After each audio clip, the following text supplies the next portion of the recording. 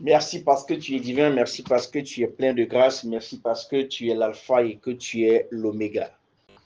Seigneur, merci d'être au contrôle de ce temps et de ce moment précis, car nous allons manger cette nourriture véridique qui est l'objet de notre naissance, de ce pourquoi nous sommes sur la terre. Cette parole qui est créatrice pour nous, qui est révélatrice, qui est prophétique et qui nous est destinée. Car c'est cette parole qui nous a créés et c'est à cause de cette parole que nous sommes en vie. Aujourd'hui, Saint-Esprit de Dieu, tu veux nous parler, tu veux parler à quelqu'un, tu veux parler à un frère, tu veux parler à une sœur. Bien-aimés de Dieu, dans le nom puissant de notre Seigneur et Sauveur Jésus-Christ, il est question aujourd'hui de parler des symptômes visibles des familles qui ont urgemment besoin de délivrance.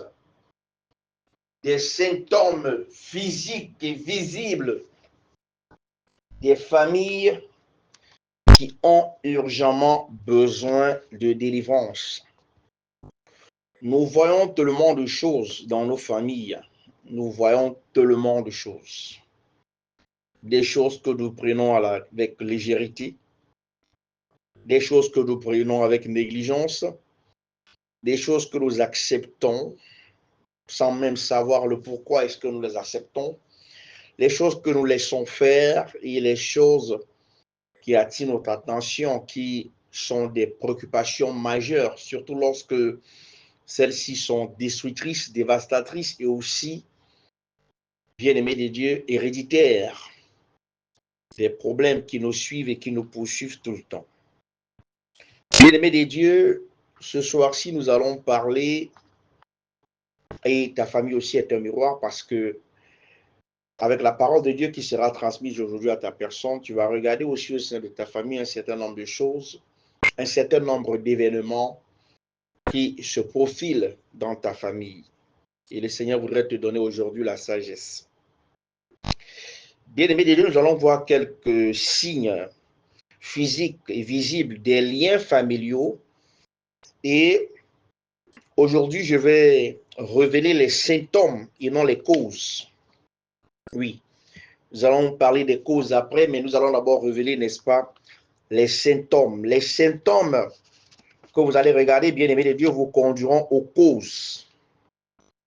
Par exemple, si quelqu'un a un mal de tête, bien-aimé de Dieu, si quelqu'un a un mal de tête, bien-aimé de Dieu, ce n'est pas une maladie, mais un symptôme associé à plusieurs maladies.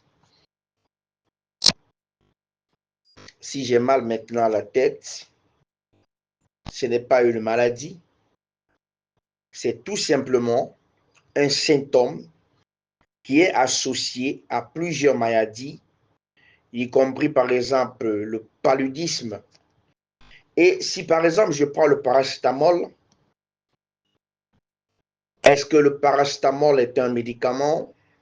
C'est juste un calmant qui peut réduire les maux de tête, mais il ne peut pas guérir le paludisme. Donc ainsi non, si vous vous contentez, bien-aimés de Dieu, d'éliminer le mal de tête sans traiter le paludisme, on sous-entend, bien-aimés de Dieu, que vous n'aurez aucun résultat probable et que ce mal reviendra et peut-être sera encore plus pire.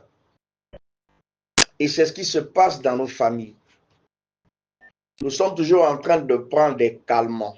Ce que j'appelle des calmants, je peux par exemple dire, on fait des réunions, on parle des cas d'un frère ou d'une sœur, on dit on va trouver des solutions, par moment même on prend le financement, on donne à ce dernier ou à cette dernière, ou alors on peut l'inscrire à l'école s'il veut fréquenter ou si elle veut fréquenter, mais arriver à l'école, la personne ne fout rien, ou alors arriver dans le projet meurt. On a calmé, on n'a pas traité parce qu'on ne connaît pas la cause qui détruit son école, qui détruit son intelligence. On ne connaît pas la cause qui fait en sorte qu'à chaque fois qu'on injecte de l'argent dans ces activités, cet argent ne peut pas prospérer. On ne connaît pas la cause. Oui, il y a une soeur qui veut travailler. Il y a un frère qui veut travailler. On prend seulement le frère, on l'embauche, mais il ne vit pas au travail. On ne connaît pas la cause. Alors, elle est simplement mal payée, il est simplement mal payé. Mais quelle est la cause? Ou alors, du jour au lendemain, la personne est toujours en train d'être renvoyée de son lieu de service. Beaucoup de personnes cherchent seulement à calmer, mais ils ne traitent pas les causes. Beaucoup de personnes sont toujours même prêtes à calmer, mais honnêtement, ils ne traitent pas les causes. Et beaucoup de ceux qui ne cherchent pas à traiter les causes aiment bien donner des leçons à ceux-là à qui ils ont donné des aides. Ah, on t'a aidé, on a financé tes études, tu ne fous rien, tu es toujours chômeur. C'est bien beau de le dire. Mais qui allait traiter la cause? Vous avez calmé. Vous avez calmé, vous avez fait une pause. Mais vous n'avez pas traité la cause, bien-aimé de Dieu. Pourquoi ce frère se comporte comme ça? Pourquoi cette sœur se comporte comme ça? Et aujourd'hui, on a des frères et des sœurs qui veulent raisonner, qui pensent qu'à force de donner des conseils, c'est suffisant. Bien-aimé de Dieu, je connais des gens que j'ai conseillés. Je connais des personnes qu'on a conseillées. On a fait asseoir, parler, grandir, menacer, intimider, influencer. Bien-aimé de Dieu, c'est comme si ce n'est même pas eux qu'on est en train de parler. On a comme l'impression que ce sont des gens qui sont dans un autre monde, qui ont un esprit envoûté, des personnes qui sont là, qui vivent des choses, bien-aimées de Dieu, terribles, négatives, dévastatrices, mais qui ne peuvent rien faire, qui se plaisent et qui sont des spectateurs. Parfois, ce sont des personnes qui sont directement concernées par les problèmes et parfois indirectement concernées, c'est-à-dire ce sont leurs proches qui vivent ces choses. Et ils sont là, ils regardent. On a l'impression que tout va bien. Bien aimé de Dieu, il y a des gens qui sont envoûtés. Vous voulez conseiller une femme qui est envoûtée, un homme qui est charmé, vous allez seulement se fâcher contre lui. Vous allez peut-être même encore augmenter le mal parce que vous allez croire que ce sont vos conseils. Vous allez croire peut-être que ce sont vos aides financières qui vont résoudre son problème. Il y a une cause. C'est pourquoi on dit que ce sont des personnes spirituelles, dans la maturité chrétienne, qui mettent les genoux à terre pour prier, pour traiter la cause avant bien-aimé de Dieu. Parce que quand la cause est traitée, les opportunités se manifestent seules. La transformation physique est là. Bien sûr, ce n'est pas une raison pour des frères et des sœurs de rester dans leur situation en disant « Ah, sûrement je suis envoûté ou charmé », mais tu as l'opportunité d'écouter la parole de Dieu aujourd'hui. Tu as l'opportunité d'écouter la parole de Dieu ce soir-ci. Bien-aimé des dieux, la pauvreté est un symptôme,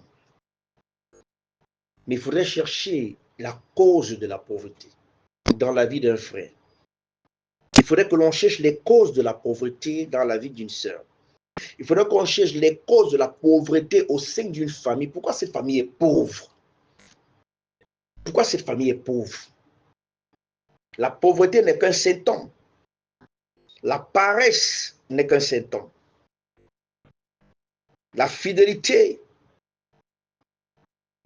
l'infidélité même aussi, pardon, autant pour moi, ou l'oppression démoniaque aussi, bien-aimés de Dieu. Il y a des gens qui sont très pauvres parce que ce sont des personnes qui sont paresseuses, parce que ce sont des personnes qui sont infidèles et parce que peut-être ce sont des pressions qui sont sous l'oppression démoniaque. Aujourd'hui, on assiste à un cycle de divorce et de viens on reste. Viens on reste, on voit. Et un cycle de divorce qui est aujourd'hui, bien-aimé de Dieu, terrible. Le divorce et le remariage dans une famille est un symptôme Une femme qui s'est mariée, un homme qui s'est marié dans une famille, après il se remarie, après. Il y a des gens qui voient ça, qui assistent à ces choses, comme si ce sont des choses qui sont normales. Le vieux, on reste, on est avec X aujourd'hui, on prend 2, 3, 4 ans, et après demain, on se met avec l'autre, comme si de rien n'était. Et après demain, ça va, on va encore se mettre avec l'autre.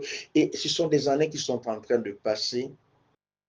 Mais quelle est la cause? Pourquoi ça dans ta vie? Et ce sont des choses qui finissent par créer de la prostitution. Parce qu'on est infidèle. À un moment donné, on finit par se prostituer. La prostitution, je l'ai dit, une fois dans l'un de mes prêches, dans l'une de mes prêches, autant pour moi, j'avais dit que ce n'est pas les gens qui font du poteau ou des gens qui se mettent à la rue. On peut être une prostituée, un prostitué, mais on ne sait pas. Le fait d'avoir plusieurs partenaires, c'est déjà de la prostitution.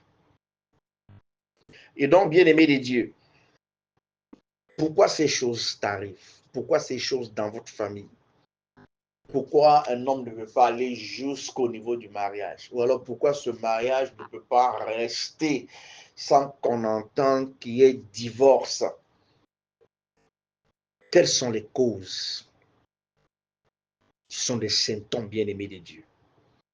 L'immoralité.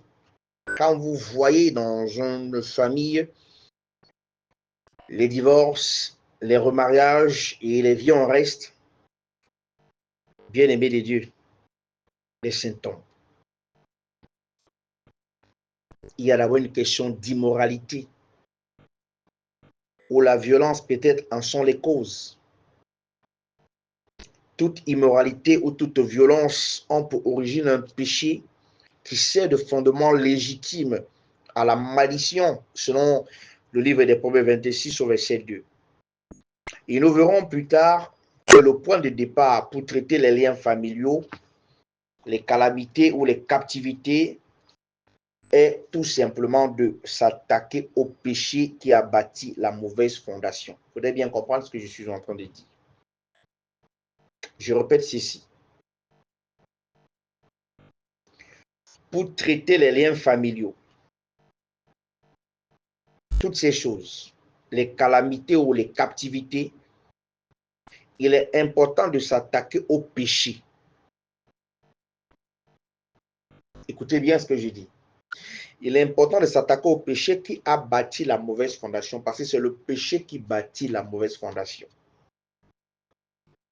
Donc, si vous pensez que déclarer la guerre aux puissances des ténèbres ou accomplir quelques rituels avec, parfois il y a des gens qui prennent du sel et de l'eau, ou un balai ou de l'huile, suffisent pour délivrer votre famille d'une malédiction, vous êtes en train de blaguer.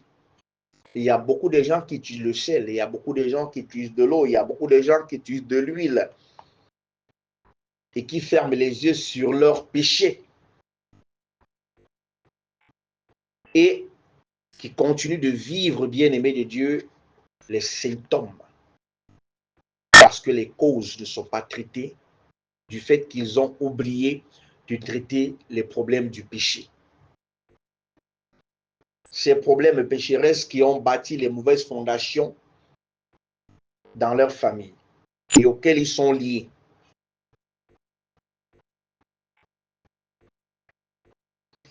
Beaucoup de gens sont en train de blaguer et parfois on demande de l'huile d'onction, mais la personne qui demande de l'huile d'onction n'a pas arrêté avec le péché.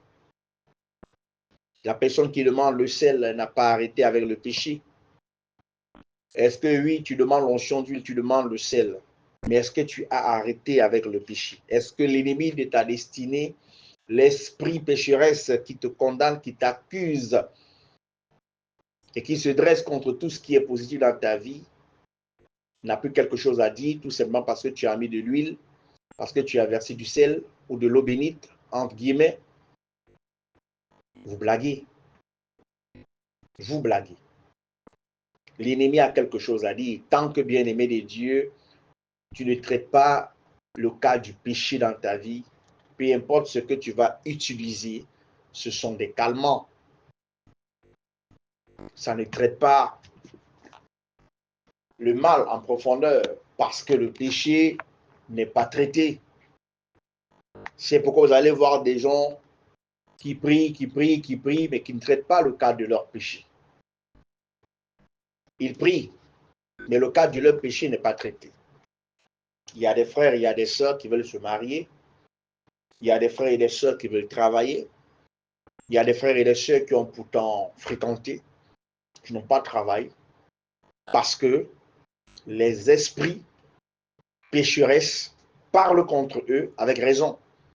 Tu pries, mais tu ne traites pas le cas de ton péché. Cet esprit va se lever avec raison, parce que tu nourris, tu entretiens un esprit pécheresse en toi, qui donne à cet esprit le droit d'entrer dans ta vie, de détruire tout ce qui est positif ou tout ce qui veut t'arriver de bien. Quand tu gardes le péché en toi, tu entretiens un esprit qui ouvre les portes parce que cet esprit est en toi, qui a le droit de prendre tout ce qui est positif, qui a le droit de te voler, qui a le droit de t'opprimer, de te mettre dans la dépression, qui a le droit d'amener les gens à te manquer de respect, qui a le droit de faire en sorte que les gens t'humilient, te rabaissent, qui a le droit de faire en sorte que toutes les occasions positives et les opportunités de ta vie soient déroutées, détruites et que toi, tu restes sans rien. Toute personne qui entretient le péché en lui, même s'il finit 500 casiers de bouteilles d'onction d'huile, même s'il finit 3 sacs de sel, bien-aimé de Dieu, tant qu'il ne traite pas le cas de son péché, tant qu'il ne traite pas l'esprit du péché en lui, il est tout simplement en train de faire des calmants. Il prend des calmants, il ne traite pas la cause véritable qui nuit véritablement à sa vie. Alors, bien-aimé de Dieu, qu'est-ce qu'il y a lieu de faire? Est-ce qu'il faudrait seulement prendre l'onction d'huile, se oindre, prendre le sel, verser tout autour de la maison ou dans sa chambre, prendre de l'eau, entre guillemets, dite bénite, et verser dans les coins, les recoins de la maison ou dans la cour et tout cela, au lieu de traiter le péché? Quels sont les péchés qui résident en toi? Tu as un bic, tu as un cahier, tu as un bloc-notes. Regarde les péchés qui sévissent dans ta vie. Regarde bien les péchés là. Mais si tu es incapable d'écrire même ces péchés, si tu es incapable de prier pour que ces péchés libèrent ta vie, pour qu'enfin ta liberté soit véritable et que ta destinée reçoive les promesses de Dieu à se matérialiser dans ta vie, si tu es incapable de le faire parce que j'ai vu des gens avoir la peine, ça pèse pour eux d'écrire le nombre de péchés, ça pèse. On a l'impression que ce sont déjà des esprits qui les intimident ou les esprits qui les séduisent ou les esprits qui les influencent. Quels sont les péchés qui sont en toi? Quels sont les nombreux péchés qui sont en toi? Allez vers Dieu, allez dans la présence de Dieu. Priez pour autre chose, sans d'abord commencer par demander à Dieu l'assistance, la grâce de traiter le péché en nous est une fausse prière. Je vous le dis, quiconque le fait, quiconque commence à prier, tu commences par la repentance, gloire à Jésus. Tu implores la miséricorde de Dieu, amen à cela. Après, tu dis, Seigneur, ouvre les portes du mariage, ouvre les portes du voyage, ouvre les portes du travail, ouvre les portes financières. Tu ne fous rien. Or, les anges, l'Esprit Saint, Christ a discerné le péché à toi. Il s'attend à ce que tu l'implores pour ce péché, que tu veux lâcher ce péché. Mais tu survoles ce qui est essentiel. Tu passes au travers des choses bien-aimées de Dieu qui sont prioritaires pour demander des choses insignifiantes. Ce que tu demandes à Dieu, s'il te le donne maintenant, est-ce que tu peux le garder? Tu ne peux pas le garder.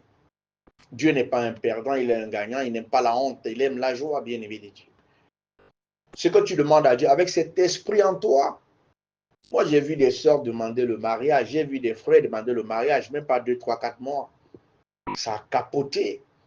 Parce qu'il y avait un esprit qu'ils n'ont pas traité en eux. Il y a une différence, bien aimé de Dieu, entre demander quelque chose et avoir la capacité de l'entretenir, de le garder, de le protéger. C'est très important, bien aimé de Dieu. Il y a une très grande différence.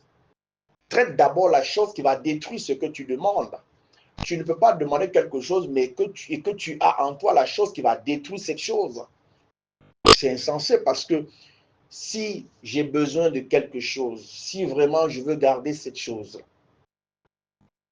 alors je dois d'abord détruire l'ennemi de cette chose qui vit en moi. Je dois pouvoir détruire l'ennemi de cette chose qui vit en moi. Parce que si cette chose arrive, elle ne va pas rester parce qu'en moi, il y a un péché. En moi, il y a un esprit. En moi, il y a une présence qui n'est pas d'accord avec cette chose-là.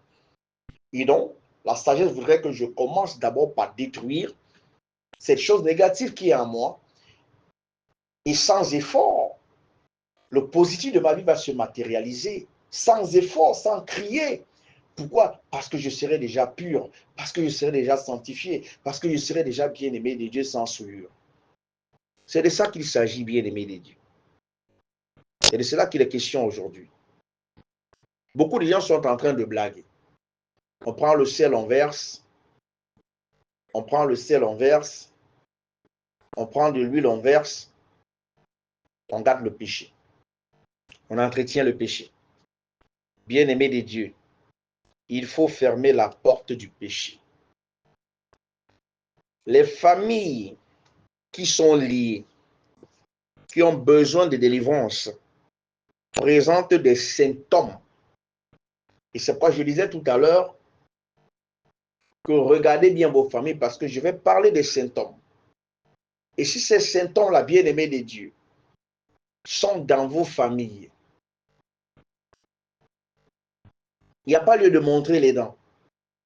Il y a des choses, bien-aimés de Dieu, j'ai l'habitude de dire que la récréation, vous-même, si vous êtes conscient, si vous êtes responsable, si vous voulez vraiment vous voir réaliser ce que vous demandez à Dieu, il y a plus de temps à perdre.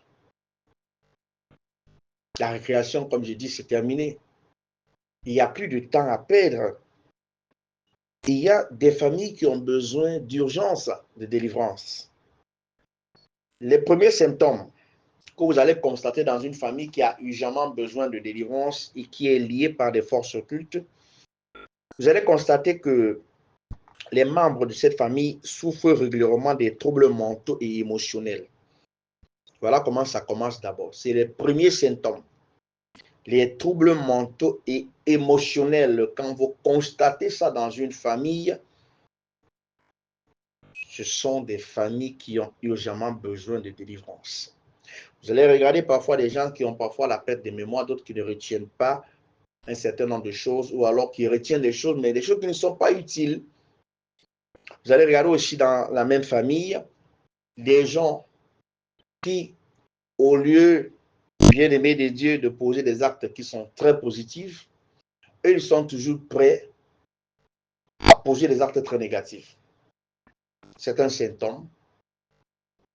Et si vous faites partie d'une famille où ces symptômes-là sont déjà visibles, ça n'a l'air de rien physiquement. Mais quand vous êtes une personne spirituelle, vous comprenez. Ce n'est pas des choses à blaguer. Ça, je vous le dis. Déjà où on efface la mémoire. On a comme l'impression qu'on les efface la mémoire par moment. Ce ne sont pas des blagues. Et parfois, on assimile parfois certains troubles mentaux émotionnels. On dit, ah, c'est la vieillesse. Ah, on dit, ah non, c'est hérédité dans la famille parce que tel avait ça. Bien aimé de Dieu, il faut arrêter. Il faut arrêter. Ok, donc si l'oncle avait ça, ou si la tante avait ça, c'est normal que toi aussi ça t'arrive. Vous voyez comment les gens ont l'habitude de laisser que les présences possèdent leur destinée ou la destinée de leurs enfants. Non, c'est dans notre famille comme ça, nous sommes comme ça. Et c'est bizarre parce que les chrétiens utilisent aussi ce genre de termes-là. Non, c'est normal, dans notre famille, nous, on a des troubles mentaux, nous sommes émotionnels. Non, c'est un symptôme. Vous devez chercher les causes, bien aimées de Dieu, pour pouvoir traiter. Les deuxièmes symptômes que vous allez regarder dans certaines familles, ce sont vous allez voir que les membres de cette famille souffrent régulièrement des maladies chroniques qui sont héréditaires et qui sont difficiles à soigner. Très difficiles à soigner et qui sont héréditaires. C'est un symptôme. Les maladies chroniques. Le troisième symptôme, c'est que vous allez regarder dans certaines familles qu'il y a des événements tragiques, très tragiques, comme par exemple des assassinats, comme par exemple des morts précoces, des enfants qui meurent tout jeunes, ou encore vous allez constater qu'il y a des accidents qui surviennent dans la famille. Beaucoup de choses se passent dans ces familles-là, où les gens meurent régulièrement, constamment. Un symptôme. Tu fais partie d'une famille pareille, sache que ta famille a besoin urgemment de délivrance. Les gens meurent précocement. Qui nous dit que demain ce ne sera pas ton tour? Ce n'est pas une confession. C'est pour vous qui montrez les dents. Parce que vous êtes dans des familles où on mange un peu, on vous mange un peu. Et vous riez. Personne ne se lève pour prendre le jeûne, personne ne se lève pour prier par rapport à ça. Et on continue à demander à Dieu des futilités, des choses qui n'ont rien à voir avec notre véritable vie. Les choses qui nous combattent véritablement. On ne cherche pas des solutions pour des choses auxquelles nous sommes véritablement confrontés. Tu n'as pas un problème de mariage. Tu n'as pas un problème de stérilité. Tu n'as pas un problème de voyage. Tu n'as pas un problème de travail. Tu n'as pas un problème d'école. Traite la cause. Traite la cause. Les esprits sont contagieux. J'ai dit à quelqu'un, c'était avant-hier, que ta mère était une prostituée. Ouais. Et l'esprit de prostitution aussi est déjà en toi. C'est-à-dire que c'est un lien que tu as appris de ta maman. Non, ce n'est pas une insulte. Tous les deux étaient là de toutes les façons. J'ai dit, maman était une prostituée. Elle sait que sa mère était une prostituée. Elle sait. Et je lui ai dit, tu vois, le lien de la prostitution qui était sur ta mère est venu sur toi, et la vie que ta mère menait, tu es en train de mener la même vie identique. Et la vie de ta mère est en train, c'est-à-dire que tu es en train de vivre ce que ta mère a vécu durant les débuts où elle a commencé la prostitution jusqu'à présent. Et elle s'est effrayée. J'ai dit à sa maman, quand ta fille vient souvent te dire que maman, il y a tel homme qui m'a fait ceci, il y a tel homme qui m'a fait ceci, on m'a fait ceci, les choses qui m'arrivent. Est-ce que tu n'as pas l'impression que ce sont les choses que toi tu as vécues que ta fille est en train de lui dire? Oui, pasteur. Vous voyez? Et il y a des gens qui ne brisent pas les liens. Quand vous voyez qu'il y a telle personne dans la famille qui a vécu telle chose, et que vous êtes en train de vivre les mêmes événements, mais posez-vous la question, quel est le lien? L'esprit de la personne est en vous. Comment est-ce que vous croyez qu'on parle d'une personne qui est possédée par une personne qui a possédé une même personne dans la même famille? C'est quand vous vivez les mêmes circonstances. Parce que l'esprit qui a possédé l'oncle est le même esprit qui œuvre en toi.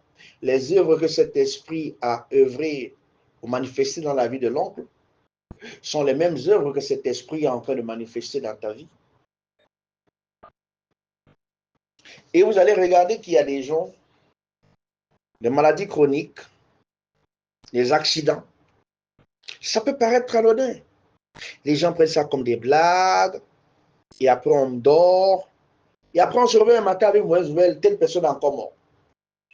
Et après, les gens ont tendance à être réveillés. Les gens ont tendance à... Après, vous allez voir, c'est comme si on les endormait encore l'esprit. Et après un mois ou 2 mois, on va dire, telle personne est encore morte par accident ou par la mort. C'est-à-dire, il y a des choses qui se passent. Qu'est-ce qui endort même ton esprit? C'est pourquoi j'aime bien quand quelqu'un prend des notes. Qu'est-ce qui endort ton esprit? Que quand tu veux te poser des questions sur des causes réelles de ta vie, ou sur des causes réelles de ce qui se passe dans ta famille, tu prends ça au premier degré et après tu es au 0 degré, c'est-à-dire que tu ne penses plus à ça, ça devient comment dire, comme si c'est une perte de temps, comme si on t'enlevait ça dans l'esprit, de ne plus y penser, de ne plus chercher à savoir ce qui se passe et de trouver ça normal. Qu'est-ce qui t'arrive? Qu'est-ce qui t'arrive? Il y a des gens, quand vous les attendez parler, mais revenez encore les semaines. La façon dont ils parlaient lundi, ce n'est plus la même façon qu'ils vont parler dimanche. Et revenez dans 2 semaines, ils n'en parlent plus. C'est passé, c'est passé. Personne n'est plus dérangé par rapport à ça. Personne ne se préoccupe plus de ça. Personne ne prend plus cela à cœur. Et c'est les gens de personnes que le diable aime parce que les présences habitent ces familles. Les présences habitent les corps des membres de ces familles. Les esprits ténébreux aiment bien rester parce qu'ils éteignent la conscience qui veut s'éveiller. Ils éteignent la lumière de la conscience qui veut éveiller l'esprit des enfants de Dieu.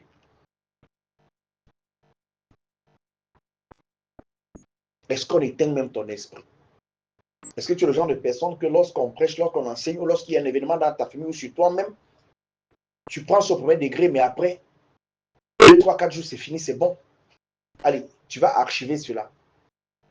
Attention. Attention. Il y a un quatrième symptôme que vous allez regarder, bien aimé des dieux, dans les familles. Vous allez voir que dans les familles, il y a ce qu'on appelle des ruptures familiales, c'est-à-dire que les familles sont en rupture. Tel oncle ne parle pas avec tel frère, tel tata ne parle pas avec tel ceci, tel sœur ne fait pas avec ceci, les neufs, les nièces, les neveux. Il y a des ruptures. Là, je connais beaucoup de familles, des ruptures pas possibles. Sœur, frère, cousin, neveu, bien-aimés des dieux, des ruptures. Ce sont des symptômes. Des symptômes, parce que là, la sorcellerie veut vivre dans cette famille-là. Des ruptures. Ensuite, dans la même famille, vous allez voir qu'il y a trop de ruptures.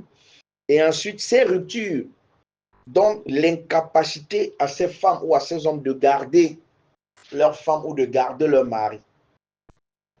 Parce que dans la famille, entre eux d'abord, il y a des ruptures. Il y a tellement des ruptures. Je vous dis, c'est un esprit.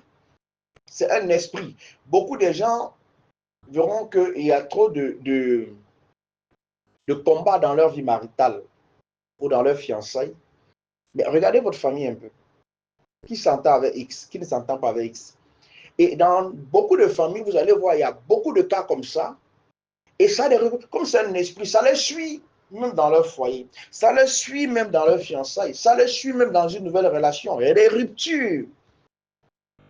Ça a de l'influence, bien aimé des dieux, dans leur relation. Ils ne peuvent pas garder le mariage. Ils ne peuvent pas garder une femme. Ils ne peuvent pas garder leur fiancé. Ils ne peuvent pas garder. Et vous allez regarder que dans la même famille, pour ceux qui sont allés jusqu'au niveau du mariage, il y a un cycle de mariage et de divorce. Et ensuite, il y a quoi? Il y a de l'infidélité dans le mariage et beaucoup de choses bien aimées de Dieu se passent dans ces familles. Beaucoup d'infidélité. Elle est mariée, mais pas avoir les hommes dehors. Il est marié, mais pas avoir des femmes dehors. Beaucoup d'infidélité, beaucoup de ruptures dans ces familles. Bien aimées de Dieu, vous avez besoin urgemment de délivrance. La cinquième cause, le cinquième symptôme, tant pour moi, des familles qui ont besoin urgemment de délivrance, vous allez voir que dans certaines familles, il y a plusieurs membres de famille qui sont irresponsables. Je vous dis, irresponsables, inconscients, sont des bébés, c'est-à-dire des vieux et des vieilles, mais le cerveau là, c'est comme pour l'enfant de 9 ans, 10 ans. Inconscients, irresponsables, des personnes inconscientes. Et vous allez voir que dans les mêmes familles, parce qu'il y a de l'inconscience et de l'irresponsabilité, il y a beaucoup d'endettés. Non seulement il y a beaucoup d'endettés, il y a beaucoup de gens dans cette famille qui sont soit accros à la drogue, soit accros à l'alcool, soit accros aux cigarettes, soit alors, vous allez les voir sortir avec tu vois, un jeune gars, il peut sortir avec sa maman, une femme qui a la de sa mère, une jeune fille, elle peut sortir avec quelqu'un de 65 ans, ou je ne sais pas trop quoi. Donc, vous allez constater que dans ces familles-là, il y a ce genre de choses qui se passent. Et malheureusement, les gens sont là, les gens regardent. Non, tout va bien, c'est tranquille chez nous. On aime cette atmosphère, on aime cette ambiance-là. C'est la malédiction. Bien-aimé de Dieu. Et par contre, dans notre famille, s'il faut parler de sixième symptôme, vous allez voir qu'il y a la stérilité prolongée. Certaines femmes et certains hommes tombent en ménopause, c'est-à-dire que les ménopauses précoces, tu vois, une jeune fille qui n'a pas encore accouché, mais elle est en phase de ménopause. D'autres qui n'accouchent pratiquement même pas. Ah, bien sûr, bien-aimé de Dieu, je connais beaucoup de ceux qui sont en train de chercher des enfants. Je connais beaucoup de ceux qui sont en train de chercher des enfants. Et ce genre de famille où il y a des problèmes de stérilité, on veut tout simplement que cette famille disparaisse. Parce que les gens n'accouchent pas dans cette famille. Les gens meurent seulement. Les gens n'accouchent pas. Des difficultés à mettre des enfants au monde. Et je vais prendre le septième symptôme. Regardez, regardez bien les familles.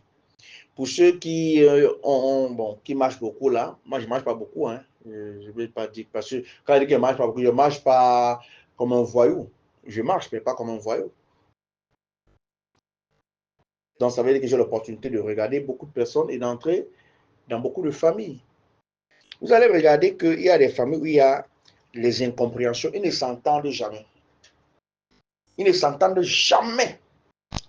Les incompréhensions et les querelles sont fréquentes dans ces familles. Les disputes et les bagarres. Je vous dis. Les incompréhensions. Ah, non, non, non, ah, non, non, non, ah, non, non. Les querelles, les disputes, les injures, les insultes. Des promesses de mort publiques. Les gens se livrent en spectacle. Ils se maudissent chaque jour entre eux.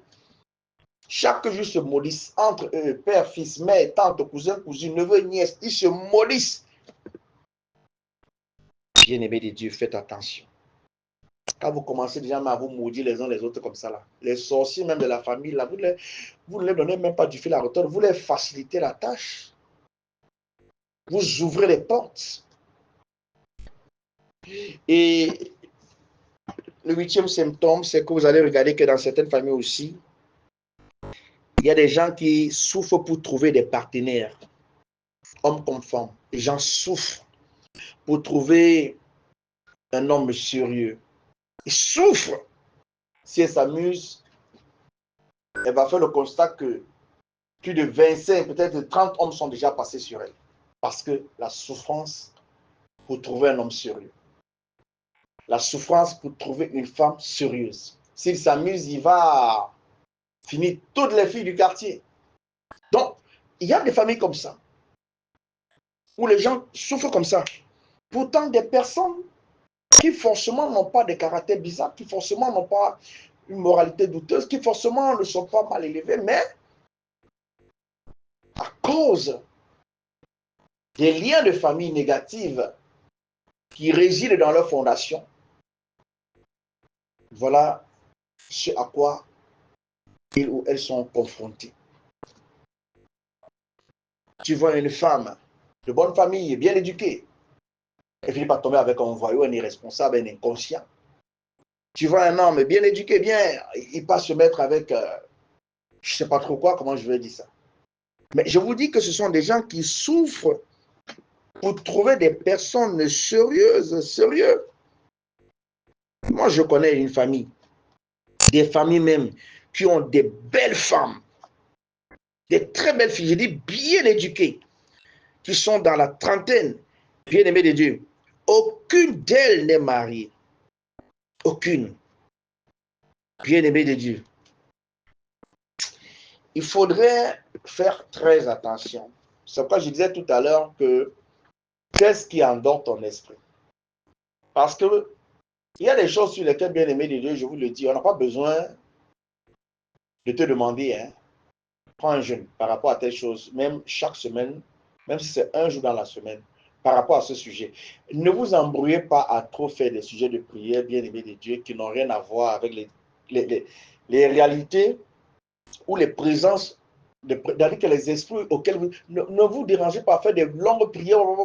Faites des prières, même si elles sont longues, mais que ce soit des prières spécifiques, qui sont basées, focalisées sur les causes réelles de ce que vous vivez.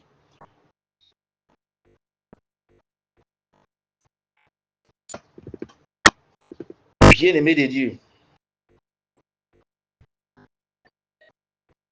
il y a des gens parfois qui vivent des choses à cause des tribus, à cause à cause de leurs tribus. Par exemple, moi, il y a une tribu ici, je vais parler, les Bayang, par exemple. Non, non, non, non, non. C'est pas la mariage, c'est pas facile. Il y a beaucoup d'autres tribus qui sont concernées par ce cas. Mais quand tu es né de nouveau et que tu pries avec la conscience des choses auxquelles tu es véritablement confronté, quand je parle des choses auxquelles nous sommes véritablement confrontés, c'est-à-dire c'est un peu comme quelqu'un qui est allé à l'hôpital, il est malade, il est allé à l'hôpital, il prenait peut-être les médicaments à la maison, mais il ne connaissait pas la cause, il ne connaissait pas la cause véritable de la maladie. Et par moment, il faisait semblant de guérir, après il rechutait et tout, et tout, et tout. Alors il trouve que non, ce cas est sérieux, cette maladie est sérieuse en lui. Il faut donc maintenant qu'il trouve la cause de cette maladie pour pouvoir bien traiter cette maladie. Alors il part à l'hôpital, on lui fait un bilan de santé et on lui fait des examens et on définit le virus et le microbe qui le rend malade. On lui donne des médicaments appropriés par rapport à ça. Mais qu'est-ce qui arrive même aux enfants de Dieu? Qu'est-ce qui arrive même aux enfants de Dieu? Ils aiment passer les temps, un peu c'est calme, un peu c'est bon, un peu c'est calme, un peu c'est bon. Personne ne se pose de questions, mais qu'est-ce qui se passe? Pourquoi c'est comme ça dans ma vie? Un peu c'est calme, un peu c'est bon. Personne ne part dans les profondeurs. Personne ne part dans les profondeurs. Personne n'entre dans les profondeurs parce que les gens ne sont pas disposés. Ils sont trop occupés, trop préoccupés aux choses qui sont vaines. Comment tu vas faire pour enlever les choses vaines, éphémères? Comment tu vas faire pour enlever les choses bien-aimées de Dieu, irresponsables et inconscientes dans la vie de quelqu'un? Mais c'est lui qui veut. C'est lui qui désire, mais c'est lui qui n'est pas prêt parce que son cœur est saturé, son temps est saturé, son emploi du temps est saturé par des choses qui n'ont rien à voir avec les causes profondes auxquelles il est confronté. Comment voulez-vous donc que la délivrance arrive? Les gens n'arrivent pas à se décharger d'un certain poids, d'un certain fardeau. Les gens n'arrivent pas à prendre certaines décisions, à faire un certain... Vous savez, demander la délivrance et accepter la délivrance, c'est deux choses différentes. Je peux demander la délivrance, mais je n'accepte pas la délivrance parce que pour que j'accepte la délivrance, il faudrait que je me dispose.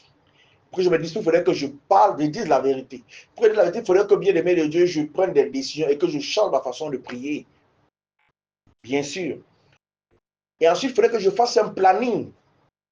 Je vais perdre le temps dehors, le temps devant la télé, des choses qui ne me servent à rien. Ça me prend le temps de prier, mon ami.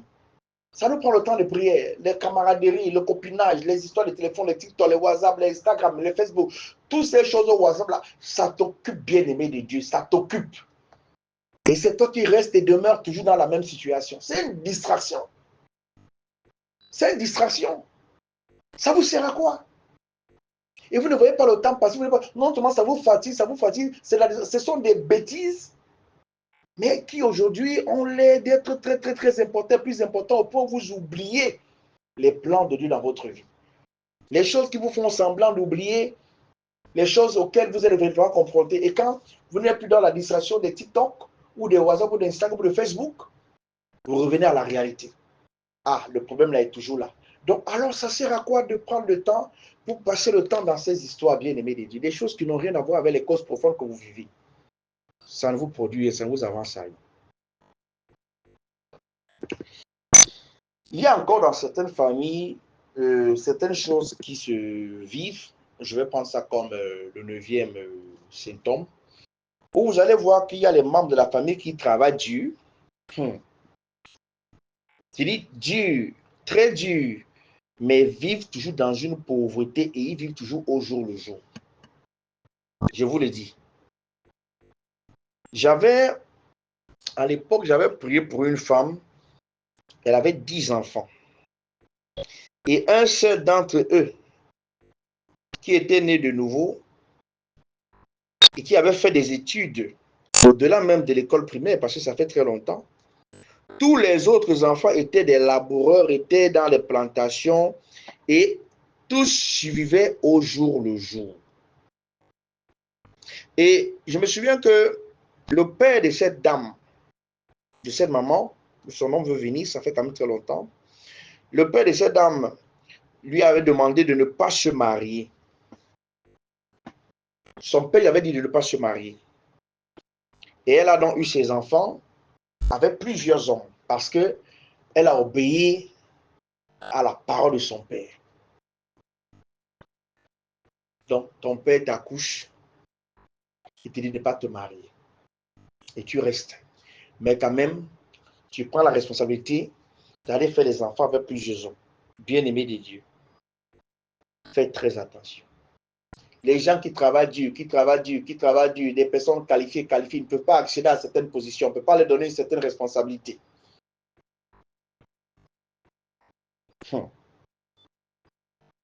Attention. Je préfère parler du 10e symptôme aussi. Regardez. Parfois, vous allez voir ces signes dans la vie de vos voisins, si vous avez des relations profondes avec eux, ou dans la vie, pour ceux qui sont dans les associations ou des réunions, entre guillemets, si vous partagez avec certains membres de vos réunions, ou les camarades de classe et tout ça, et aussi ceux qui ont des frères et des sœurs dans le Seigneur, qui vous ouvrent leur cœur et qui par moments vous parlent ou vous partagent les problèmes de leur famille, vous allez voir qu'il y a certains membres de famille qui sont toujours confrontés aux accidents. Le père fait l'accident lundi, la mère fait l'accident mardi, le fils fait l'accident mercredi, la sœur fait l'accident jeudi, le petit-fils fait l'accident. C'est-à-dire que eux là, famille accidentée. C'est-à-dire les accidents chez eux, c'est comme si c'était une prescription médicale. Allez, faites des accidents. Donc, au point où cette famille-là, les gens ont même peur d'aller chez eux parce que les gens ont constaté que quand on partait, tu entres juste t'asseoir, dès que tu sors, ta moto se renverse. Il y a que mais c'est devenu une contagion. C'est un esprit. C'est un esprit. C'est un esprit.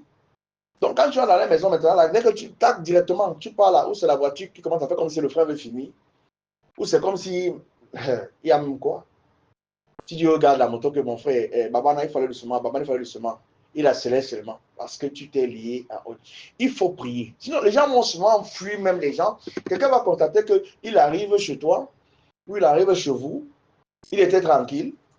Et quand il part, il croise un malheur en chemin. Or, toi-même qui vis dans la même famille, parce que tu es très inconscient des choses qui se passent dans la famille, tu ne connais pas que quand une personne vient ici, il est combattu par un esprit, par une présence, qui le suit, qui le poursuit. Et il y a parfois même les hommes qui viennent dans certaines familles, ou les femmes qui veulent aller dans certaines familles, où on les chasse. Tu veux partir dans la famille de l'homme, tu parles bien, tu t'entends bien avec l'homme, mais quand tu arrives dans la belle famille, les esprits commencent à te détester, à te haïr. On donne à ton mari un comportement bizarre, on te gâte, on te donne un comportement rebelle, un esprit des autres, tu penses à te prostituer. Et ça garde la relation. Je vous dis qu'il y a des choses que, bien aimé de Dieu, vous entrez dans des familles qui ont ces liens, qui ont ces choses-là. Je vous le dis. Et beaucoup de gens qui sont dans ces familles, parfois il y a des gens qui savent ce qui est chez eux, des choses qui, ils sont très conscients, ils constatent que les hommes viennent seulement les coucher, laisser, coucher, laisser, coucher, laisser. Et il y a d'autres familles où les femmes viennent seulement, elles partent toujours, les hommes se plaignent que, mais c'est quoi ici? Attention. C'est pourquoi je vous ai dit, quand vous prenez souvent le temps d'entrer chez des gens, pour les gens qui marchent beaucoup là, les gens qui marchent beaucoup, vous n'allez pas porter les choses bien aimées des dieux. Vous n'allez pas porter les choses parce que vous allez avoir pour vous qui vous dépasse. Vous n'avez pas encore fini pour vous, mais vous voulez entrer, entrer. Non.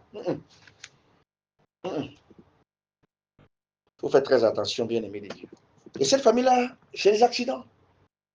C'est des accidents. Toujours à l'hôpital, il a quoi? Il est tombé. La moto l'a cogné. Il a quoi? La voiture l'a renversé. Pour qu'il a fait le frère. Des accidents. Parfois, quelqu'un marche, il tombe, se pape. Là, il est plus sur la moto, il est dans la voiture, il tombe. Les accidents. Et vous allez aussi regarder que dans certaines familles, vous allez voir qu'il y a les membres. Les membres de ces familles commencent régulièrement de bons projets. Des bons projets, mais ils ne peuvent pas les terminer. Ils ne peuvent pas les achever. Parfois, vous allez voir, quelqu'un dit à l'école, moi, je vais avoir tel niveau scolaire, je vais avoir peut-être le master 2. Allez, le gars arrive au BPC, il quitte l'école, précocement comme ça. Et ce sont des gens et des personnes, vous allez vous le voir dans les familles, ils sont toujours en train de commencer quelque chose. Ils ont toujours le vent pour commencer quelque chose, pour débuter une nouvelle affaire. Ils sont toujours partants. Tu as appris, non, non, je vais faire ça, ça va marcher. Non, je vais me lancer, ça va marcher. Hein, ce n'est pas pour terminer. Hein. Ce n'est pas pour terminer. Il va s'arrêter en route. Donc, tout ce qu'il est en train de dire là, tout ce qu'elle est en train de dire là, ce n'est pas pour terminer. Bien parler et bien dire ne sont rien sans terminer. La Bible dit que quoi? La fin d'une chose vaut mieux que son commencement. La fin d'une chose vaut mieux que son commencement. Ce n'est parce que tu es en train de demander la maintenance, parce que tu es en train de faire, on veut la fin. Comment tu vas terminer ça? Donc, vous allez regarder que dans beaucoup de familles, il y a beaucoup de familles aussi, il y a les limitations dans la vie. Limitations financières, limitations spirituelles, limitations professionnelles, etc., etc., etc. Les gens dont les dons n'arrivent pas bien à se développer, les talents n'arrivent pas bien à se développer. Et dans d'autres familles, vous allez voir les cas de mort, de suicide. Oh, il a dit qu'il ne veut plus de moi, il ne veut plus de moi. Allez, il prend le poison, elle me pape. Oh, elle m'a refusé, il prend le poison, il se pend. C'est-à-dire qu'il y a des choses, des suicides dans les familles, des cas de suicide. Oh, m'a arrivé au travail. Oh, j'ai raté le bac. Oh, j'ai pas la licence. Allez, le gars passe que j'étais dans l'eau, comme si c'était facile. Et ce n'est que dans certaines familles, de façon spécifique, que vous allez entendre ce genre de choses. Bien-aimés de Dieu, les péchés qui ouvrent la porte à Satan. Les péchés qui ouvrent la porte à Satan. Si vous croyez que votre famille, bien-aimée de Dieu, est sous des liens, utilisez, bien-aimés de Dieu, ces causes pour les identifier. Utilisez ces liens pour identifier leurs causes, autant pour moi. Écoutez bien ce que je suis en train de dire. Si vous croyez que votre famille, je le répète ici, est sous des liens, utilisez même ces éléments-ci pour identifier la cause de ce pourquoi votre famille est confrontée à un certain nombre de choses. Première chose que vous devez identifier, regarder, vérifier, la désobéissance au commandement de Dieu. Dans une famille, là où les gens désobéissent au commandement de Dieu, comme la Bible dit dans Deutéronome 28 au verset 15. La Bible dit quoi? Je vais faire la première lecture. J'ai dit Deutéronome 28 au verset 15. Mais si tu n'obéis point à la voix de l'Éternel ton Dieu, si tu n'observes pas et ne mets pas en pratique tous ces commandements et toutes ces lois que je te prescris aujourd'hui, voici toutes les malédictions qui viendront sur toi et qui seront ton partage. Voilà ce que Deutéronome 28, le verset 15 nous dit. Pourquoi je suis en train de dire cela? Parce que dans la Bible, quand nous regardons dans la Bible, vous allez voir que le roi Saül avait désobéi au commandement de Dieu de détruire les Amalécites. Il avait refusé de détruire les Amalécites. Peut-être un enfant de Dieu. Hein. Vous allez comprendre le pourquoi je dis souvent aux gens que quand vous partez vous associer dans vos réunions là, aux gens qui pratiquent, vous partez vous associer dans vos soi-disant réunions là, aux associations là, aux mamies qui ont, les mamans qui ont les mboma là. C'est-à-dire que le roi Saül avait refusé. La Bible dit qu'il avait reçu l'ordre de détruire les Amalécites. Alors il a refusé de détruire les Amalécites. Il s'est également tourné vers l'idolâtrie. C'est dans 1 Samuel 15 au verset 1 Samuel 15 au verset 1 à 35. En conséquence, la Bible dit que sa famille a été maudite et ses fils sont morts dans une bataille parce qu'il s'est lié. Vous savez ce qu'on appelle l'alliance? Les gens pensent que l'alliance, c'est quoi? L'alliance, c'est la capacité d'être d'accord sur une même chose, sur un même principe, même si ça n'a pas l'air d'être quelque chose de satanique, mais d'être d'accord avec le même sens. C'est-à-dire que tu es d'accord. Je prends un exemple. Voilà un sorcier, voilà une sorcière, je suis un enfant de Dieu. Bon, on est tous d'accord dans une réunion, on est tous dans une même réunion. C'est ce qu'on appelle le pacte. Vous voyez comment c'est facile. Mais un enfant de Dieu va vouloir voir que non, la réunion, si c'est une réunion que Satan, c'est là où lui fuit. Mais quand c'est que l'autre est sorcier, on est dans la même réunion, ils respectent les mêmes règles, ils sont tous dans le même. Vous êtes je ne sais pas ce qui se passe, mais il faut faire très attention. Il y a des gens, je vous ai dit ça, qui risqueront de jamais sortir de leur situation à cause de leur têtutesse. Et quand on est en train de parler, je parle de ça, je ne sais pas depuis combien de temps, je ne sais pas pourquoi, à chaque fois le Saint-Esprit ne fait que me ramener ça. Tu es obligé d'entrer dans les réunions, mon ami. Il y a les banques. Va mettre ton argent dans la banque. Non, ça n'aide pas. Quand il y a un malheur, ça aide, ça produit, ça fait ceci. Ok, il n'y a pas de souci. Continuez et avancez. Ne vous plaignez pas. Vous mangez ensemble. Vous buvez. C'est des pactes et c'est des alliances. Les choses pour un enfant de Dieu ne sont pas physiques, sont spirituelles. Est-ce que vous mesurez la portée spirituelle? Pour vous, il n'y a rien de suspect. Avancez. Avancez. Quand quelqu'un va avoir 50 ans, 55 ans, il va chercher à vouloir s'accrocher sur quelque chose, ça ne va comprendre. Faites attention. Parce que je crois que par moment, quand quelqu'un a encore le sang chaud, quelqu'un se regarde, il se voit encore dans le sang, encore peigna, ok. On parle ça entre, ça sort là-bas. Ok. D'accord. Comme je disais dernièrement à quelqu'un que je crois que quand je te donne un conseil, c'est comme s'il y a un esprit qui vient, qui interprète ça d'une autre façon. Donc toi, tu comprends les conseils de Dieu que je te donne d'une autre façon.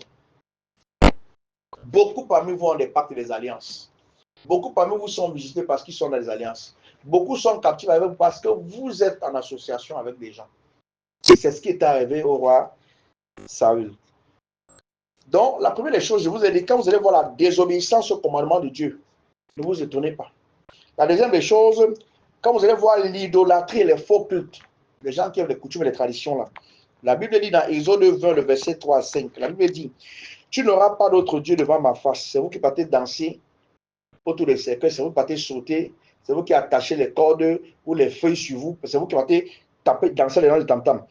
Tu n'auras pas d'autre Dieu devant ma face. Tu ne te feras point d'image taillée, ni de représentation quelconque des choses qui sont en haut dans le ciel, qui sont en bas sur la terre et qui sont dans les eaux plus bas que la terre. Tu ne te prosterneras point devant elle et tu ne les serviras point, car moi, l'Éternel ton Dieu, je suis un Dieu jaloux qui punit l'iniquité des pères sur les enfants jusqu'à la 3e et la 4e génération de ceux qui me haïssent. La Bible dit que la famille de Jéroboam a introduit l'idolâtrie en Israël. Il y a des maisons, quand vous entrez, vous voyez certaines statuettes, vous voyez certaines choses. Vous asseyez là, pourquoi? On vous amène facilement devant, ils vous amènent facilement devant leurs idoles. Ah non, ça c'est quoi? Ah non, c'est un ornement. Ah, ok. Tu es là. Il y a des gens, quand vous entrez dans leur maison, vous voyez, il y a des choses qui sont bizarres là. Ils disent que non, non, non, non, non, mon ami, je ne m'assois même pas. Je m'assois, fais quoi? Tu fais quoi? Pourquoi tu m'amènes dans ton temple? Pourquoi tu m'amènes là où il y a tes génies? Pourquoi tu m'amènes là où il y a tes sirènes? Pourquoi? Il y a des choses que, à un moment, vous avez des yeux pour voir. Vous avez des yeux pour voir. Il y a des enfants, tu entres dans la maison de quelqu'un, sur son salon, tu vois, il a fait un cercle, il a mis les bougies, mais tu entres quand même, tu t'assois, tu causes avec sa fille, tu causes avec sa fille, tu fous quoi là-bas?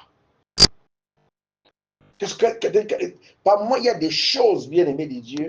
Je me pose parfois la question si, c'est-à-dire que si les gens, il y a une chose que l'ennemi a mis dans la tête des enfants de Dieu, c'est l'imprudence.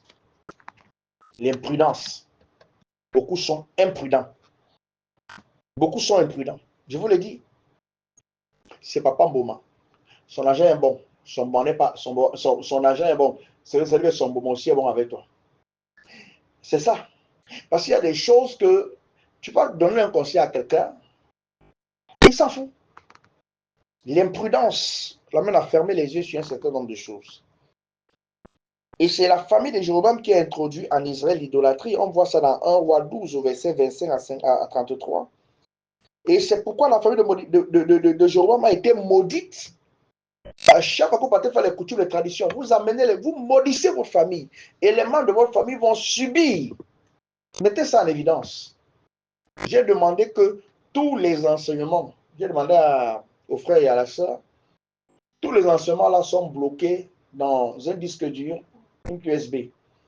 Depuis des années déjà, ce travail est en train d'être fait. Donc, tous les enseignements depuis là. Et par moi, je les réécoute, c'est tellement beaucoup. Donc, je ne sais pas, le conseil que j'ai donné à quelqu'un, qui peut justifier, s'il est devant moi, le pourquoi il est encore dans une certaine situation aujourd'hui. Le pourquoi il traverse encore certaines choses. Sa famille était maudite. Et la Bible dit que le fils de Jéroboam, son fils Abidjan, est mort. Donc, il y a plusieurs familles aujourd'hui qui souffrent à cause de la fondation de l'idolâtrie, à cause de la fondation des coutumes et des traditions que les ancêtres ont bâties et qui ont ouvert la porte aux démons parce que ceux qui sont restés continuent quand même dans cette lancée. Si ce n'est pas dans leur propre famille, moi j'ai vu des choses bizarres. Un chrétien ne fait pas la coutume et la tradition dans sa famille. Il n'assiste pas au rite, aux choses dans sa famille. Mais il voyage pour le deuil de son collègue. Là-bas au deuil, il assiste à tous. C'est-à-dire que, je ne sais pas, quand ils disent aux gens que le diable que tu crois que tu as fait à gauche, il te récupère à droite, tellement les gens sont émotionnés. Non, c'est ma collègue. Non, c'est ceci. Non, c'est que. Non, c'est que. Tu pars, tu assistes au tam-tam, tu assistes à la danse, tu vois ce qu'ils font. Tu penses que tu es allé où? Quand vous dites non, hein, dites non. Quand vous dites non, hein, dites non. Les personnes émotionnelles, là, vous fuyez ici, on va vous charger là-bas, vous ramener ça chez vous. C'est ce que vous faites. C'est ce que vous faites. Vous n'appliquez pas ça dans vos familles, mais vous partez faire parce que vous voulez montrer que vous avez le bon cœur. Soyez bon. Ne soyez pas insensé. Être bon, c'est être réfléchi, c'est être conscient, c'est être responsable, avoir le discernement. On n'a jamais dit qu'être bon, c'est être idiot.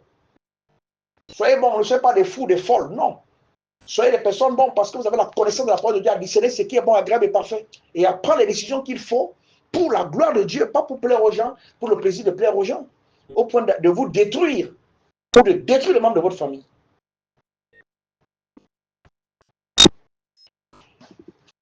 L'idolâtrie. Les gens aujourd'hui sont maudits. Les familles sont gâtées. Les familles sont gâtées. J'ai causé avec une femme. Ça fait déjà peut-être 2 mois aujourd'hui. Mais j'ai compris des choses. Elle était venue me rencontrer pour la prière de délivrance. Et elle m'a dit que son père avait un hôtel dans leur maison. Et que chaque fois, son père se rendait régulièrement à minuit pour adorer. Et il ouvrait quoi? Il ouvrait la fenêtre, il invoquait, il invitait des démons dans la maison. Aujourd'hui, cette famille est misérable. Cette famille est misérable. Les enfants de cet homme vivent dans la pauvreté, je vous dis. Une pauvreté pas possible, une pauvreté totale. Donc, lorsque je lui ai demandé d'appeler son frère, et son frère vit en Konsaba, elle a dit que papa, mon frère n'a pas de téléphone. Parce qu'il n'a pas les moyens d'en acheter. Même le tueron coûte 5 000 francs. À l'ancien travail, même si tu as 3 000, on te donne même un téléphone, même avec 3 000. Même chose sur son frère, même chose sur son cousin, même chose. Il a dit qu'il va quitter Konsaba, qu'elle aura le temps pour venir. Depuis alors, depuis, il n'est jamais venu. Donc même le transport, parce que leur père avait un hôtel satanique, il invoquait les démons dans la maison et les démons se prostituaient avec ses enfants. Et les enfants de ses enfants, quand tu sais qu'il y a des choses qui se sont passées dans ta famille, tu ne dois pas fermer les yeux, bien-aimés de Dieu. Le diable aime quand on l'ignore. Le diable aime quand on baisse la garde. Le diable aime quand on est imprudent. Le diable aime quand les choses qu'on doit prendre au sérieux, on ne les prend pas avec vérité. Le diable aime quand on néglige les choses bien-aimées qui sont prioritaires.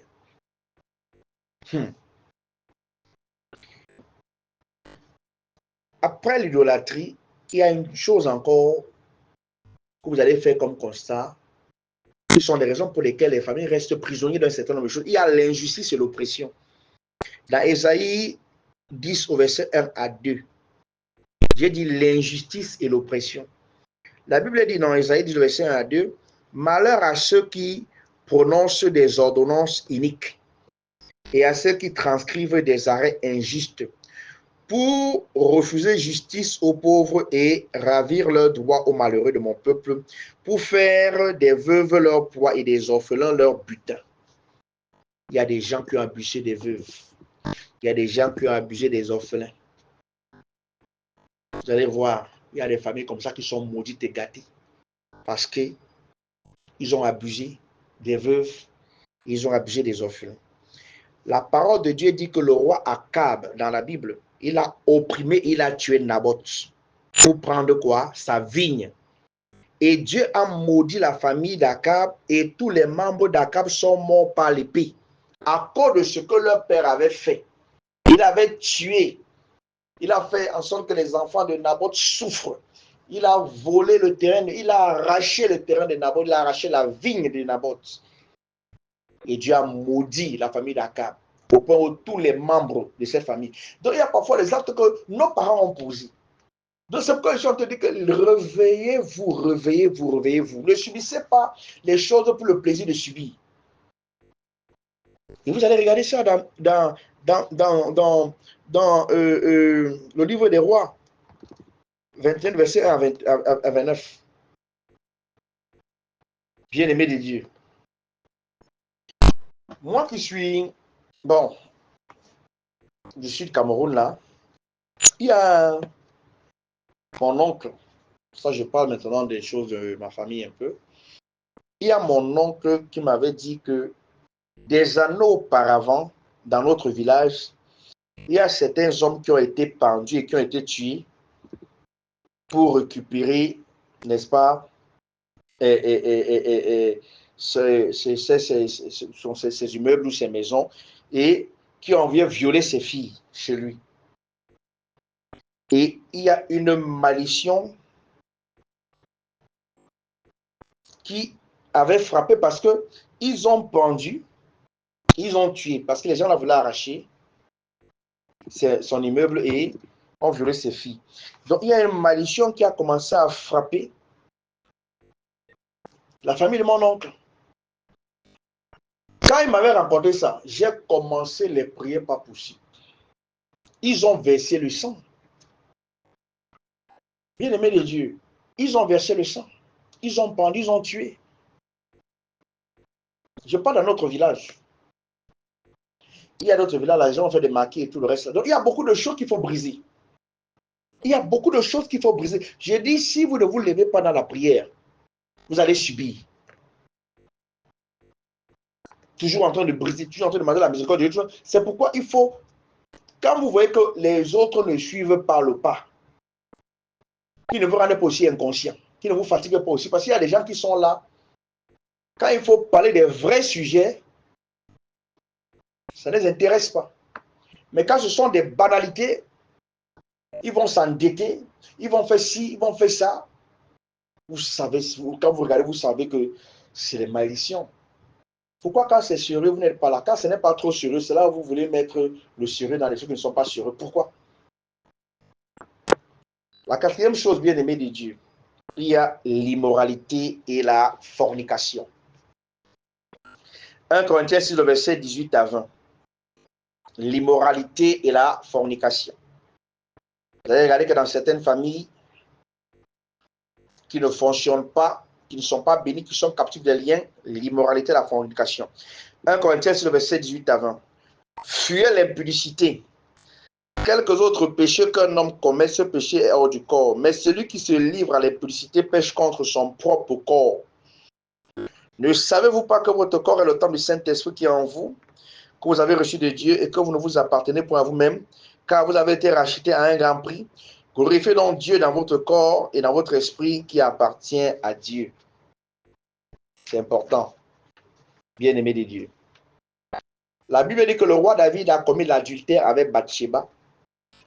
Et le roi David a tué le mari de Bathsheba qui s'appelait Uri. Et quelque chose s'est passé, c'est qu'en conséquence, la famille de David, sa famille a été maudite et son fils Absalom a tué son frère. Je parle de la famille de David. Son fils, le fils de David qui s'appelle Absalom, a tué son frère Amnon. Et trop de malheurs se sont abattus sur cette famille. Et il y a certaines maladies qui rongent les familles qui sont issues de l'adultère commis par un parent bien-aimé de Dieu. Il faut faire très attention. Dans notre famille, côté maternel, il y a un oncle qui a un cousin, moi, pardon, qui a couché la femme de son oncle. C'est-à-dire que c'était une jeune fille. Je ne sais pas si vous comprenez. Il partait là-bas, ah, tata, tata, tata, tata. Il n'avait pas trop d'écart d'âge. Et l'oncle savait que, bon, son fils est avec sa tata. Or, ils couchaient ensemble. Et constamment, le gars partait passer les vacances là-bas. Donc, elle abandonne même son mari dans la chambre. Elle dit qu'elle est en train de faire les travaux à la cuisine derrière. Et puis, elle couche avec notre cousin. Et ce qui se passe aujourd'hui dans la vie de mon cousin, je vais vous dire, il pourrit sur place. Il dit qu'il pourrit sur place. Tous ses enfants sont paralysés. Tous ses enfants. Donc, quand tu pars aussi à arracher la femme de quelqu'un d'autre, il y a des choses qui te suivent, bien aimé des dieux. Les malditions. C'est qu'il y a des repentances. Est-ce que ton père n'a pas arraché la femme de quelqu'un? Est-ce que ta mère n'a pas arraché le mari de quelqu'un? Il y a des choses que vous devez vous poser. Des questions autant pour moi. Est-ce que vous-même n'avez pas fait ça? Ce sont des questions. La cinquième des choses bien aimées de Dieu qui font en sorte qu'il y ait des symptômes et des causes dans des familles, il y a le manque de pardon et l'amertume. Il y a des gens ici, tuez-les. Ils ne vont jamais vous pardonner. Prêcher, enseigner, donner les conseils, ils ne vont pas pardonner.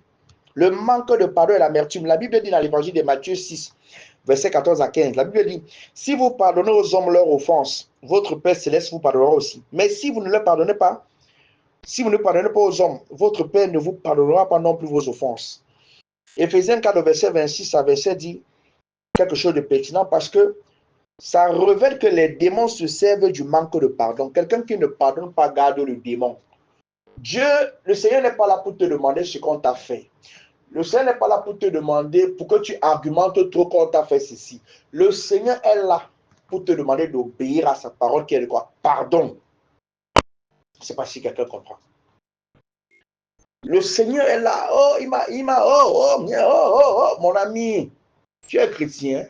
Si tu as le Saint-Esprit, montre-moi que tu peux pardonner. Et quelqu'un qui a l'Esprit de Dieu pardonne facilement. Parce que quelqu'un qui ne garde pas est un magasin de démons. Pire, parce qu'il vit dans une sorte d'amertume pas possible.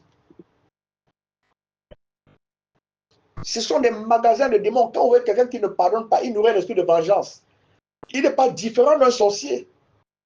Parce que le sorcier est rancunier. Le sorcier, une personne qui ne pardonne pas, ne peut pas me dire qu'il ne nourrit pas l'esprit de vengeance. Une personne qui ne pardonne pas ne peut pas me dire qu'il ne souhaite pas le malheur à la personne à qui ne pardonne pas. C'est faux. Mais en quoi tu es différent du sorcier? En quoi tu es différent d'une sorcière? Mais tu dis que tu es un enfant de Dieu. Mais je suis surpris que les chrétiens ont du mal à pardonner. Moi, ça me dépasse. Hein? Je suis même scandalisé. Oh Seigneur Jésus-Christ, bien-aimé de Dieu, faites attention. Je vous dis encore, le manque de pardon est démoniaque. Le manque de pardon est démoniaque. Tu gardes les esprits. Quelqu'un qui ne pardonne pas ne sera jamais délivré. Mettez d'abord déjà ça en évidence. Et quelqu'un qui ne pardonne pas, il ne va jamais prospérer, il va faire du surplace. Parce qu'il garde les démons. Donc toutes les prières qu'il peut faire là, c'est du n'importe quoi. Libérer. Libérer le cœur là. Pardonner. Et c'est clair, bien aimé de Dieu, ce que la parole de Dieu dit. Parce qu'Éphésiens 4, verset 26 à 27 révèle que les démons se servent du manque de pardon pour envahir et détruire les gens et détruire plusieurs personnes. Même quand vous regardez la Bible dans les profondeurs, Esau a conçu l'amertume et le manque de pardon avec son frère Jacob dans Genèse 27, verset 1 à 46. Et en conséquence, qu'est-ce qui s'est passé? La famille d'Esau a été maudite et ses descendants sont devenus ennemis d'Israël. Aujourd'hui, vous allez voir qu'il y a certaines familles qui souffrent à cause des disputes, à cause des inimitiés. Et chaque année qui passe, les gens ne se rendent même pas compte. Chaque année qui passe, les gars ne pardonnent pas. Chaque année qui passe, l'amertume de ça. Chaque année qui passe, Mon ami, donc tu fais plus de 4, 5, 6, 7 ans. Tu gardes quelqu'un dans ton cœur. Mais quand je vous dis que c'est terrible, hein, c'est le genre de personne qui ne veut pas la délivrance. Quand quelqu'un ne pardonne pas, il ne veut pas la délivrance. Ensuite, une des choses qui font en sorte que dans les familles, il n'y a pas de changement, c'est le déshonneur envers les parents. Il y a des gens qui déshonorent leurs parents. La Bible dit dans Exode 20, le verset 12. Honore ton père et ta mère afin que tes jours se prolongent dans le pays que l'Éternel ton Dieu te donne. Maudit soit celui qui méprise son père et sa mère. Deutéronome 27, le verset 16, rappelle cela. Donc, il y a une malédiction qui peut s'abattre sur un enfant qui déshonore ses parents et sa progéniture sera aussi affectée.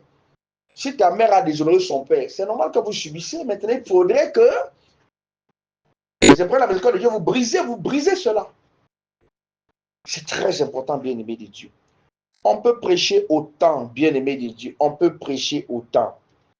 Briser les alliances et les vœux. Briser les alliances et les vœux. Les alliances que les gens ont faites n'ont pas été brisées. Les vœux et les souhaits sataniques. Nombre 30, le verset 2 déclare ceci. Lorsqu'un homme fera un vœu à l'Éternel ou un serment pour se lier par engagement, il ne violera point sa parole. Il agira selon tout ce qui est sorti de sa bouche. Je vais vous dire quelque chose. Il y a beaucoup de gens qui sont maudits dans les églises. Il y a beaucoup de gens qui sont maudits dans les assemblées dites chrétiennes. Il y a beaucoup de gens qui sont maudits dans les cellules de prière, dans les temples, dans les synagogues. Il y a beaucoup de gens qui sont maudits. Beaucoup de gens ont fait des promesses à Dieu. Beaucoup de gens ont pris des engagements. Beaucoup de gens ont pris des engagements. Ils ne savent pas. Beaucoup de gens ont pris des engagements, mais les gens ne savent pas ce qui est derrière un engagement quand l'engagement que tu prends n'est pas respecté. Les gens ne savent pas. C'est facile, hein? C'est très facile de prendre un engagement. C'est très facile de ne pas le respecter et de faire ça quand on veut, comme on veut. Beaucoup de gens sont en train de subir. Les gens qui prient, les gens qui demandent à Dieu, tu as pris un engagement, tu as fait un engagement à Dieu. Est-ce que tu respectes cet engagement? Est-ce que tu respectes l'engagement que tu as pris devant Dieu? Est-ce que tu as pris l'engagement est-ce que tu appliques cela? La Bible dit, maudit soit celui qui déplace les bornes de son prochain. Deutéronome 21, le verset 17. Il y a beaucoup de gens qui déplacent les bornes d'un terrain. Il y a beaucoup de gens qui résilient un contrat d'affaires. Ils font autre chose semblable pour attirer des malédictions. Beaucoup de gens, il y a certaines personnes qui souffrent parce qu'elles ont brisé les vœux de mariage qui affectent leurs enfants aujourd'hui. Beaucoup de personnes aujourd'hui sont en train de souffrir. Il y a des mamans, des papas. Oh, je ne vais plus jamais me marier. Oh, jamais, l'homme m'a fait. Le type m'a fait, j'ai trop souffert. Oh, machin. Et ça joue sur les enfants. Ta progéniture souffre aujourd'hui. Parce que tu as fait un vœu. Et en faisant le vœu, tu penses que l'esprit là va seulement travailler sur toi. En faisant le vœu, tu penses que l'esprit là va seulement se focaliser sur ta personne. Tu as les enfants. Ah non, l'homme là, il m'a fait, j'ai trop souffert. Ah non, la femme là, j'ai trop souffert, il ne veut plus de femmes. Tes fils vont rester comme ça. Donc, bien aimé de Dieu, aujourd'hui, ceux qui volent et ceux qui convoitent aussi, il y a des familles, bien aimées de Dieu, qui souffrent à cause de ces choses-là. On peut parler autant, bien aimé de Dieu, de tout ceci. Ceux qui volent et ceux qui convoitent, Exode 20, le verset 15 à 17 déclare, tu ne déroberas point, tu ne convoiteras point la maison de ton prochain. Akan avait dérobé une partie du butin de la guerre et il a caché le trésor sous sa tente. C'est dans Josué 7, le verset 1 à 26. En conséquence, la Bible dit que sa famille fut maudite et tuée par lapidation. Il y a certaines familles qui sont maudites à cause des biens volés. Beaucoup de gens ont volé des terrains, beaucoup de gens ont volé des choses, beaucoup de gens ont volé. Il y a ensuite le meurtre et l'effusion du sang, les familles qui tuent, je l'ai dit tout à l'heure. Les familles qui versent le sang. Dans Genèse 2, le verset 5, la parole de Dieu déclare ceci. Sache-le aussi, je redemanderai le sang de vos âmes. Je le redemanderai à tout animal et je le redemanderai l'âme de l'homme à l'homme. Il dit, je redemanderai l'âme de l'homme à l'homme qui est son frère aussi. Donc ça veut dire que mon frère pas tué quelqu'un, va venir me demander le sang de la personne. Il faut briser les choses. C'est pourquoi quand les gens posent des actes irresponsables, quand je vois des gens partir sur des marabouts, quand je vois des gens partir sur des fichiers, quand je vois des gens rire et montrer les dents avec les gens qui partent faire les coutumes, les traditions, je me demande s'ils sont même... Je ne sais pas. Non. Vous ne leur montrez pas que vous avez pris position. Vous ne leur montrez pas que ce qu'ils vont vous énerve. Ou que vous n'êtes pas d'accord, même pas qu'il est énervé, que vous tombez dans une colère inconsciente, non. Vous montrez les dents, ah non, est-ce que je vais sur le marabout, il est avec moi. Est-ce que je fais les études de l'Écosse, il montre ses dents avec moi. Il sait que je suis là pour la tradition, il est non, mon ami, mon ami, mon ami, mon ami. Vous montrez aux gens tellement de choses qui font en sorte qu'ils savent que vous n'avez pas pris position. Dieu dit ceci dans Deutéronome, dans Genèse 9, le verset 5. Sache-le aussi, je redemanderai le sang de vos âmes. Je le redemanderai à tout animal et je redemanderai l'âme de l'homme à l'homme et à l'homme qui est son frère. Caïn a tué son frère Abel, il a été maudit. C'est dans Genèse 1, le verset 1 à 16. C'est pourquoi, bien aimé de Dieu, examinez bien votre communauté. Vous remarquerez que dans plusieurs familles où les pères étaient des bourreaux, des marchands d'esclaves ou des meurtriers, les gens meurent prématurément dans ces familles. Certains meurent par accident ou de manière violente, ou alors ils sont même violentés par moments. C'est pourquoi il faut faire très attention, bien-aimé de Dieu. Il faudrait faire très, très attention. Toi qui écoutes l'enseignement et qui l'as écouté, je veux que tu pries de là où tu es avec ce chant d'adoration et que tu pries sincèrement. Demain, par la grâce de Dieu, nous allons travailler. J'ai un déplacement à faire demain du côté d'Aqua. Ouais, parce que c'est demain, c'est vendredi. Bon, je serai quand même de retour un peu plus tôt pour la suite de l'enseignement. Nous restons en prière avec cette adoration. Bien aimé de Dieu, tu pries.